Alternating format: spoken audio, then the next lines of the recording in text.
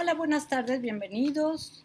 Gracias por estar aquí y darme su tiempo. Hoy les voy a compartir un texto que escribí sobre un artista que admiro inmensamente, el fotógrafo japonés Hiroshi Sugimoto.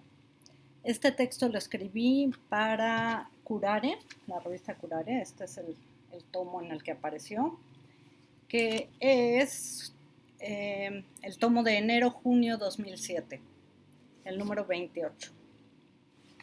Empezamos. Voy a dividir el video en varias cápsulas para que no sea tan pesado de subir. Así que... y otra cosa muy importante es avisarles que en este texto, como en muchos de mis escritos más profundos, o pues sí, con mayor densidad teórica, uso mucho notas a pie. No como simples referencias autorales o de diversas fuentes, sino para profundizar en la idea. Me gusta pensar en las notas a pie como una capa debajo del texto visible, una capa rica en sentido, digamos en términos deleuzianos, sería una capa rizomática. Entonces seguimos: la huella y la cosa, el pozo y la estrella. Desde el título empieza con una cita de Walter Benjamin del libro de los pasajes. La huella es la aparición de una cercanía, por lejos que puede estar lo que dejó atrás. El aura es la aparición de una lejanía, por cerca que puede estar lo que la provoca. En la huella nos hacemos con la cosa. En el aura es ella la que se apodera de nosotros.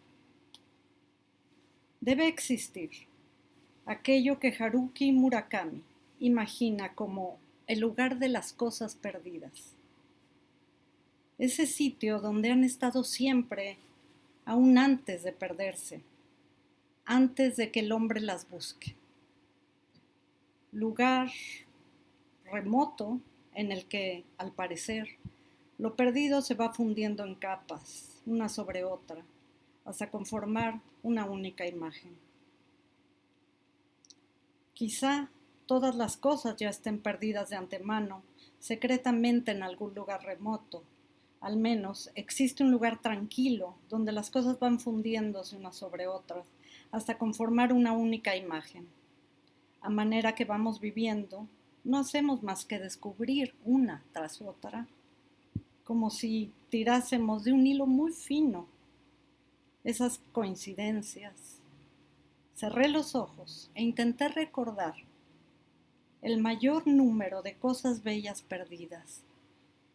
Intenté retenerlas en mi mano, aunque solo fuera por un instante. Esta última parte fue una cita de Murakami en Sputnik, mi amor, una de sus novelas, de sus muchísimas novelas muy famosas. ¿Esto será el destino?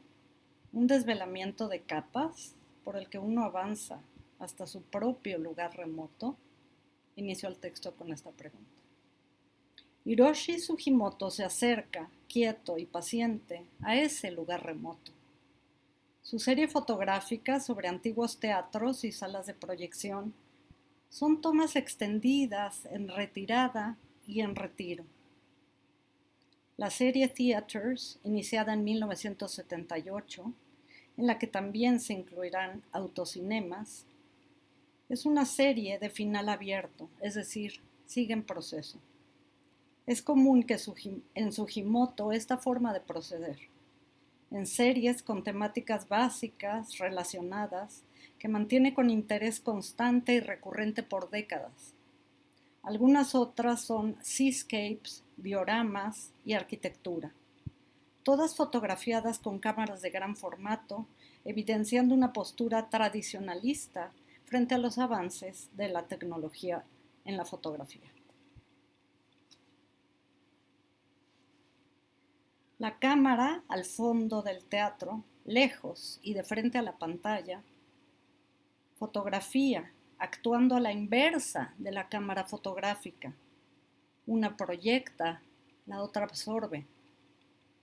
La memoria impresa en un medio como narración de tomas por segundo, abre la memoria por imprimir en la película otra, la de la única imagen, la imagen de Murakami, la imagen de la mirada que observa y absorbe.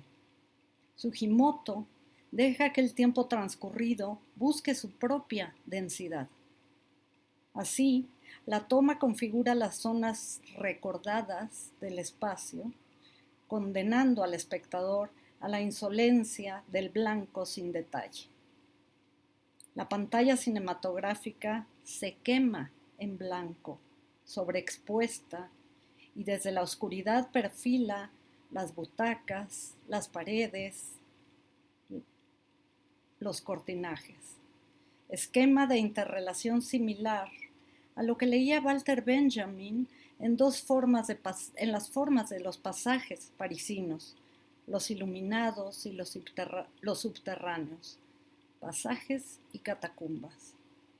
Campos de observación dialécticos sobre los que transita la historia de uno y varios tiempos, inclementes sobre la faz urbana, externa y sobre sus entrañas.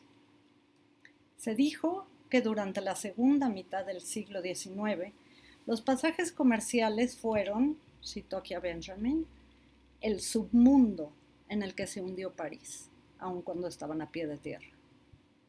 Después, dentro de ellos apareció el olvido. Perdón, olvidé decir fin de cita después de París. Después, dentro de ellos, apareció el olvido. Los pasajes de las farolas de gas y el tiempo que ahí dentro aprendió a mirarse a sí mismo, vestido de exigencias, sucumbieron asfixiados por la falta de aire y el exceso de visibilidad. Cuando la ciudad se hizo eléctrica, la moda de los pasajes pasó y ese interés perdido representaba para Benjamin, intuitivo lector de circunstancialismos urbano-históricos, el paradigma del olvido de una época sobre sí misma, olvido en sobreexposición. Una cita de Fontcuberta con La ciudad fantasma sigue. Lo paradójico es que esta proyección superpuesta, que debía ser el compendio de todo, a la postre no nos deja ver nada. Una simple pantalla blanca. Fin de cita. Los pasajes del mundo de los vivos, imbrincados entre tejidos invisibles con los otros pasajes, las catacumbas, caminos subterráneos por los que anduvieron hombres cadáveres, secretos, canciones y mercancías, se ofrecen a la historia como conductos de la ciudad hacia su pasada existencia. Las pantallas de Sugimoto, sumadas sobre oscuridades incandescentes que transportan el tiempo proyectado, terminan conformando una luminosidad abstracta, total, como si en la develación de su esencia el pasado pudiera recurrir a su propio potencial de mantenerse en presente. Dialéctica en reposo, pasajes y catacumbas. Los pasajes y sus lujos, al olvido. Las catacumbas se ofrecen visitables a cambio de una pequeña suma. Aquí hay una cita a pie. Puede ser más que casualidad, sincronía, que Sugimoto esté trabajando actualmente en una serie fotográfica sobre la colección de fósiles que inició hace 3 años. La acumulación de tiempo y la historia se convierte en un negativo de la imagen, decía Sugimoto. En el libro de los pasajes, muy conocido, Benjamin supone el desarrollo cronológico como estructura del montaje histórico de relectura y configuración de una ciudad. Podemos, como lo hace Sugimoto, empatar su trayectoria de pensamiento con la captura simbólica del desarrollo de un filme olvidable en el orden del tiempo de la proyección? Pues desconfiando de la historia que se escribe a sí misma sobre el tiempo del otro, hay que preguntar, ¿qué se borra con el montaje? ¿Qué sucede con el blanco? Podríamos responder diciendo que el blanco, en ascético afán, borra las diferencias, disolviendo todo en una misma vibración lumínica. Sin embargo, David Batchelor, en los primeros párrafos de Cromofobia, nos lleva a pensar lo contrario. Hay un tipo de blanco que incluso anula a todos los otros blancos. Es el blanco que enjuicia y expulsa de sí todo lo que todos los otros blancos. Es el blanco que enjuicia, cuando aquello que le es intrínseco es solamente la ausencia de sí. Hay un blanco que absorbe, no contagia, excluye.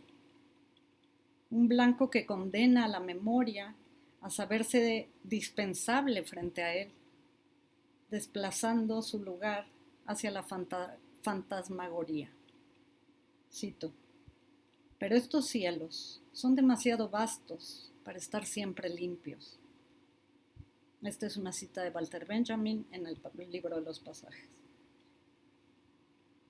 que a su vez cita Baudelaire. Escribiera Baudelaire antes de caer en el llanto histérico. La desaparición condena cuando aparece.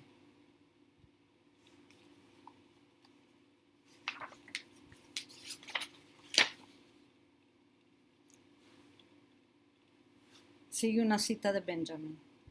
Quien camina por una ciudad se siente como un tejido onírico, donde a un suceso de hoy también se junta uno más del más remoto pasado. Fin de cita. Mentira, no termina la cita. Para Benjamin, no, sí termina la cita, este es mi comentario. Para Benjamin, la ciudad histórica frente a la modernidad, cuando no derruida, se iba empalmando de costado y sobre los frentes, pero también hacia arriba, escalando desesperada sobre las chimeneas y las farolas, pero con la misma furia, resbalando la conciencia hacia abajo, las alcantarillas, intentando filtrar lo desechado de su lecho. Pregunta Benjamin, ¿no se obtendría una película apasionante a partir del plano de París, del desarrollo cronológico de sus distintas imágenes, de condensar el movimiento de calles, bulevares, pasajes y plazas durante un siglo en un espacio de tiempo de media hora? Eso imaginaba y preguntaba Benjamin en su momento. Qué fantástica propuesta en este anhelo empalmante. Y de poder hacerlo, ¿acaso no terminaría por desmaterializarse lo demasiado visto? Y lo antes sepultado saldría a la luz entre butacas y apretados pasillos. Sucedería la separación de polos que designaba el alemán como engramaje de la vivencia dialéctica del que caminaban las ciudades, cuando la ciudad, para el flaneur, se le abre como paisaje, rodeándolo como habitación. Los cines de Sugimoto emplazan esta misma lectura fenomenológica, llevando al límite la fantasmagoría cinematográfica, acaso como metáfora del sueño de modernidad encandilado, destronado por sus propios mecanismos tecnológicos. Aquí cito a Balzac: la solidez de los productos se va de todas partes.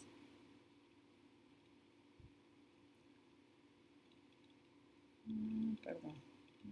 Pues la elección de viejos cines estadounidenses de la época gloriosa de Hollywood de mediados del siglo XX, con los que Sugimoto empieza su serie Theaters, destila los motivos de su elección en esos vacíos glaciales, ahora solo monumentos, donde el tiempo ha borrado cuerpos e imágenes. La ciudad que se olvida de sí misma, convertida en espectáculo. Cito a Balzac. La oscura conciencia de que con las grandes ciudades surgieron también los medios para convertirlas en polvo.